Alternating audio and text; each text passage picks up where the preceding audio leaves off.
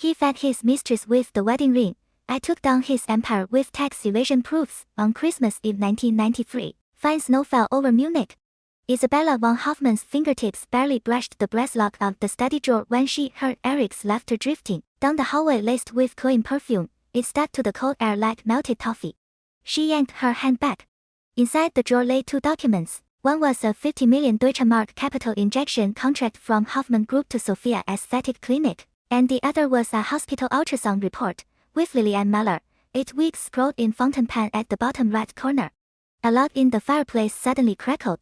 In her panic, she knocked over a jadeite earring in the drawer. The shattered jade rolled across the carpet in a thin line, coming to a halt right at Chris's feet as he entered. The 10-year-old boy clutched a drawing, the benzene ring inside colored bright with purple crayon. Mom, the tutor said this can be used to make new energy batteries. As he bent down to pick up the earring, Isabella noticed the ink stain on his cuff. It was the same color as the handwriting on the ultrasound report. The laughter in the hallway drew closer, mixed with Sophia's murmur. Once we transfer the factory shares to EUS, Hoffmann will be ours. Isabella suddenly covered her son's mouth. Her fingertips touched his warm lips. Outside the window, the neon sign of EUS Consortium just lit up. The red gold light filtered through the sheer curtains, casting blood-like splotches on the documents. 1987, a crack on the red carpet. The red carpet at Munich City Hall Square was warm under the October sun. As Isabella's white veil brushed past rose petals, her father's words echoed in her ears again. The Hoffmanns need the von Stein family's political connections. Their pharmaceutical factory's tax evasion case has to be suppressed by your father-in-law's networks. She held her veil and turned around, seeing Eric in a gray suit standing beside the papal nuncio. His blonde hair glistened like melted honey in the sun, but when he smiled at her, the corner of his right eye twitched, as if stung by something. Nervous? Isabella asked softly. Her fingertips had barely touched his cuff when he grabbed her hand. His palm was soaked in sweat. His Adam's apple bobbed. The Vienna Philharmonic is waiting for us to enter. When the church bells rang, she counted the rose petals on the steps. A dark red petal was stuck in the crevice of his leather shoe. Its color didn't match the white roses in the square. It looked more like. She shook off the thought abruptly. Her father had specifically warned her the night before, don't dig into things you shouldn't. Marriages in the Hoffmann family had always been castles built on interests. She shouldn't have hoped for flowers on the windowsill. At the wedding reception, the champagne tower reflected the light of the crystal chandeliers. As Eric raised his glass, eyes clinked inside, to my bride may our union be as evergreen as Bavaria's oak trees. Amid the guests' laughter, Isabella took a sip of wine, tasting the sour fizz that burst on her tongue. She saw her mother toasting a Hoffmann Group director, her diamond bracelet glinting sharply on her wrist. Her father was whispering to the Minister of Finance in the corner, his fingers unconsciously rubbing the inside pocket of his suit where the tax evasion evidence of Hoffmann's pharmaceutical factory was hidden, evidence she had sorted out with her own hands the day before. In the bridal chamber late at night, Eric suddenly spoke as he untied his bow tie. There's an important board vote tomorrow, about the Salzburg chemical plant. Isabella's hand, which was holding an ivory comb, froze mid-air. Do you need my father to call the Minister of Finance? He walked over and took off her pearl earrings. His fingertips were cold. No. Your uncle's factory in Salzburg. A sudden pain shot through her earlobe. She looked at his flickering blue eyes in the mirror and suddenly realized this newlywed night conversation was not a discussion at all. It was a notice. The Hoffmanns wanted to use her uncle's factory for account settling, and she was nothing but a mistress who needed to stay silent. 1992, velvet scraps and ink stains. 5 years later, Christmas snow fell earlier than usual. As Isabella adjusted the napkin folds in the banquet hall, the butler's voice suddenly rose. Mr. Hoffmann just called, saying the meeting will be extended. His exact words were don't wait for me to dinner, weren't they? She straightened the silver fork. Its tip reflected her face, fine lines already visible at the corners of her eyes. From the stairwell, the voice of her eldest daughter Anna drifted down. Why is Dad always working overtime? Isabella gripped the handrail. Its lacquered surface was as cold as snow. This time last year, Eric still accompanied the children to build snowmen. This year, he had even forgotten to open the gifts under the Christmas tree. In the opera box the following early spring, the lights had just dimmed when Isabella saw Eric sitting in the front row. The woman beside him, wearing a sapphire ring, brushed the red hair that had fallen onto his shoulder. She had seen that ring before. It was a limited edition piece from Van Cleef, You Are Pals in New York, and Eric had called it a gift for a client. When the lights blazed on during the intermission, the woman turned to talk to her companion. The beauty mark on her left cheek looked like a black sesame seed in the light. Sophia Muller, her female companion, whispered, leaning over, a psychologist back from the US. Her ex-husband does offshore trusts. Isabella counted the German words on the program, her fingertips crumpling the edge of the paper until ink seeped into her skin, leaving a dark stain. On the way home, the driver asked cautiously, "Madam, shall we go straight back to the mansion?" "To the lake." She rolled down the car window. Cold wind rushed in. Swans were gliding across the frozen lake surface. Her father had said, members of the Hoffman family must know how to scheme in calmness. She pulled out the copy of the financial statement from her bag, her fingertips pausing at the line that read Salzburg factory suffers 3 million DM loss. When she had gone to check the accounts last week, the accountant had said this money was transferred to a private account. Now she finally knew where it had gone. At her 1992 birthday party, Eric gave her a pair of jade earrings. When he put them on her in front of the guests, she smelled an unfamiliar perfume on his cuff, the same as Sophia's in the opera house. In the middle of the night, she found one earring missing in the dressing room. The maid said nervously, "It might have fallen in the garden." I'll look for it tomorrow." "No need." Isabella took off the other earring and put it in the jewelry box. Moonlight filtered through the sheer curtains, casting cobweb-like shadows inside the box. She asked the old maid Martha to secretly search the garden. Early the next morning, Martha handed her the earring, stained with velvet scraps. "Madam, the perfume on these scraps is the same as that of Ms. Muller who visited last week." 3-1993, ultrasound report and benzene ring in the study. On Christmas Eve, Isabella was tucking the ultrasound report and capital injection contract into the safe when Chris suddenly knocked on the door. "Mom, can I sleep in your room?" The boy's pajama buttons were fastened wrong, and he was hugging a chemistry textbook. She knelt down to smooth his collar, catching the faint lavender scent on his quilt. "What's wrong?" "Dad said he'd take me skiing, but he backed out again." He opened the textbook. The benzene ring inside was traced 3 times with a pencil. "Tom said Switzerland has the best chemistry labs. I want to study there." Isabella's hand paused on his textbook. She suddenly remembered the bank manager's words that morning. "Mr. Eric has transferred 3 million DM from your trust fund." She pulled out a leaflet for ETH Zurich. She had picked it up by chance at the bookstore last week while buying a parenting manual, and hadn't had time to hide it yet. Tucked inside the manual, "When spring comes, Mom will take you to Zurich to have a look, okay?"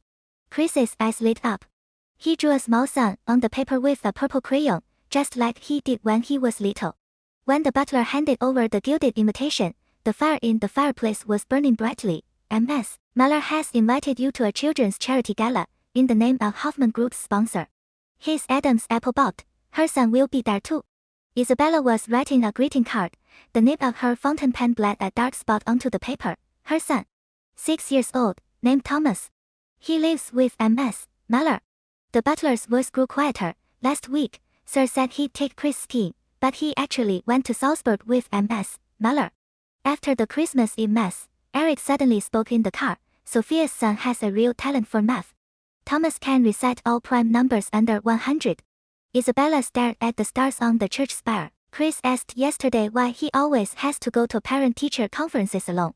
The car heater hummed. Eric twisted his wedding ring. "Modern families come in many forms, Isabella. You should learn to be more open-minded." Snowflakes hit the windshield like silent accusations. She suddenly thought of the twitch at the corner of his eye on their wedding day. Now she finally understood. It hadn't been nervousness, it had been guilt. 4-1994, shareholders tea and inspection report. Spring 1994 came unusually late. At the breakfast table, Isabella unfolded Süddeutsche Zeitung. The headline on the financial page read in bold, "Hoffman Group suspected of cross-border tax evasion." The coffee cup trembled slightly in her hand. Cream congealed into a cobweb pattern on the surface. "Madam." The butler rushed in. "Prosecutors have taken people into the headquarters building." She put down the newspaper and saw Chris standing at the staircase in his school uniform, hugging a molecular model toy. "When will Dad be back?" Isabella knelt down to meet her son's eyes. "Soon." She caught the faint scent of tuberose on her cuff, the leftover from the Austrian consulate dinner she had attended the day before, where she had talked at length with 3 senior group shareholders. Senior shareholder Heinz had said, "Eric is embezzling our UD funds to build an aesthetic clinic. Our shares will soon be worthless." At that time, she had handed him a photo, Eric and Sophia on a yacht, with a breastplate reading Sophie in the background. Now the prosecutors had shown up exactly as Heinz had promised, after submitting the whistleblower letter. 3 days later, lawyer Schmidt's alligator skin briefcase was spread open on the living room coffee table. They have the transfer records of the Salzburg factory. He's looking at least 3 years in prison. In the garden, Anna was teaching her younger brother to identify bird nests. As Isabella counted the zeros on the lawyer's documents, she suddenly heard the screech of a car brake. A red Porsche stopped outside the iron gate. Sophia's high heels sank into the cobblestones. She took off her sunglasses. The beauty mark on her left cheek looked like a black sesame seed in the sun. Now only I can visit Eric every day. He said he wants to talk to you about a divorce. The black tea the maid brought trembled slightly on the tray. Isabella stirred the sugar cube gently with a spoon. Shall I have some clean clothes prepared for him? Sophia's nails tapped the rim of the cup, making a crisp sound. Actually, we should talk about Hoffman's shares. Eric said he'll transfer 40% of his shares to Thomas. When she put down the cup, its base left a clear circle on the mahogany coffee table. That teacup was part of Isabella's dowry, an antique porcelain piece from the von Stein family. That evening, Isabella met Eric in the visiting room. His chin was covered in stubble. Did Sophia find you? He lowered his voice through the glass. She knows someone at the Federal Ministry of Finance. She can help me reverse the case. Isabella pressed the receiver tightly to her ear, hearing the prison guard's footsteps mixed with the static. The children asked when you teach them to ski. The light in his eyes suddenly went out, like a candle blown out by the wind. She suddenly thought of the wedding day, when he had held her hand, his palm soaked in sweat. It turned out that from the very beginning, he had known where this marriage would end. 1995, chlor-alkali leak and patent documents. At the 1995 breakfast table, Anna pushed a document in front of Isabella, the equipment aging report for the Budapest factory. I submitted it to Dad last month, but he said the cost is too high, no need to deal with it. Isabella opened the document. Every page had Anna's notes, with corroded chlor-alkali storage tanks circled in red. The butler suddenly ran in. Madam, something happened at the Budapest factory. The news headline on the tablet read, Hoffman Group chlor-alkali leak triggers emergency evacuation of surrounding villages. Eric kicked open the dining room door. His suit was still stained with seawater. You froze the group's accounts. His fist slammed on the table, knocking over the milk cup. Anna pulled out a tissue to wipe the document. Eastern European clients are demanding 20 million DM in compensation. They need your signature. This is a conspiracy. He grabbed the document and tore it in half. You've been in collusion all along. Chris calmly handed over the tablet. This is the graphene patent transfer agreement. BASF is willing to prepay 200 million DM. Sign it, and the funds can be unfrozen. As Isabella watched Eric glare at their son, she suddenly thought of Christmas Eve 1993 when Chris had held up his benzene ring drawing and said, I want to make new energy batteries. She had hired a professor from the Technical University of Munich as his private tutor and taken him to the laboratory to do experiments. Last year, Chris had even won an award at the Youth Science and Technology competition. Now this patent document Chris had spent 3 months working on it was Hoffman Group's only lifeline. The ceiling fan in the courtroom turned slowly. Isabella counted the folds on the judge's robe, listening as the court clerk read out testimony from the children. When Chris stood in the witness stand, he pushed up his glasses. Since 1994, my father has embezzled 8.7 million DM in R&D funds, using it to decorate and purchase equipment for Sophia Aesthetic Clinic. He opened his laptop. Transfer records popped up on the screen. I retrieved these from the group's financial system. According to Article 37 of the company's Articles of Association, the technical director has the right to access fund flows. Objection. Eric's lawyer jumped up. The witness has no right to access the financial system. I am the group's technical director. Chris pulled up the authorization document. All directors signed it when the shareholders' meeting amended the Articles of Association last year. Isabella looked at the gallery. Senior shareholders like Heinz were sitting in the first row, nodding slightly at last year's shareholders' tea party. They had unanimously agreed to amend the Articles of Association, adding the clause major decisions require unanimous approval from the management team, all for this very day. Sophia snapped her pearl necklace in the gallery. White beads rolled all over the floor. Isabella saw her newly done nose glinting unnaturally in the sun. She remembered their last meeting, when Sophia had said, this nose job cost 50,000 DM. Eric reimbursed me for it. Now this pearl necklace, no doubt bought with Hoffman's money too. 6. 1996, crayons and fonts. As the 1996 New Year's bell rang, Isabella stood alone on the terrace. In the distance, workers were dismantling the E/U/S sign. When the red letter E fell, it made a dull thud. In her pocket, the letter from Zurich Bank carried the cool touch of paper. It read, "The trust fund for Lilianne Hoffman has taken effect." Lilianne was Eric and Sophia's daughter, born just last year. To evade a custody lawsuit in the U.S., Sophia had sent the child to Munich. The butler knocked and entered. "Madam, M.S." Sophia was stopped at the airport. Customs found undeclared jewelry in her suitcase, all bought with group funds. Isabella nodded. She remembered Anna saying the day before, "The New York prosecutor's office contacted me. Sophia's ex-husband is being prosecuted for money laundering in the U.S. They want to extradite her." She turned and walked into the study. Lilianne's crayon drawing was spread out on the desk. The little girl had colored a house with purple crayon, its chimney billowing purple smoke. That crayon had been left behind when Sophia came to drop off the child last time, its tip still stained with her berry-colored lipstick. When Chris called from Zurich, Isabella was looking at Lilianne's kindergarten application. "Mom, the patent office just approved the preliminary review. BASF's prepayment has arrived." The sound of keyboard typing came from the other end. "I found a laboratory at ETH Zurich. I want to bring Lilianne over to see it. She seems to have an interest in chemistry too." Isabella smiled. "That's great. I'll take her there this weekend." Although Lilianne wasn't her biological daughter, over the past 6 months, the little girl had always clung to her neck and said, "Mom smells like lavender," just like Chris had when he was little. At the charity gala, Isabella stood in a black dress, accepting applause. Under the spotlight, she raised her champagne glass. "I dedicate this fund to honoring the original aspiration of Hoffman Group.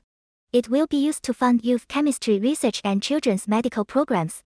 A waiter in the corner suddenly dropped his tray.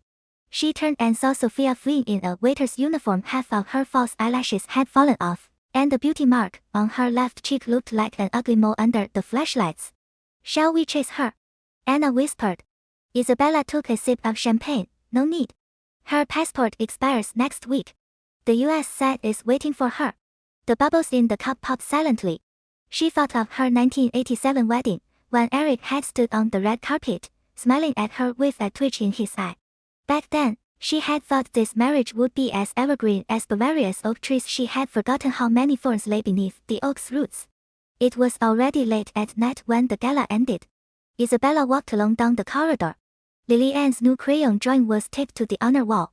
This time, it depicted a house with golden smoke billowing from its chimney. 3 figures stood at the door, holding a benzene ring and a test tube. She stroked the drawing gently. Her fingertips picked up a little crayon dust purple, just like the one Chris had used all those years ago. Outside the window, the last neon light went out. In Munich's night sky, the stars shone like pearls scattered on black velvet.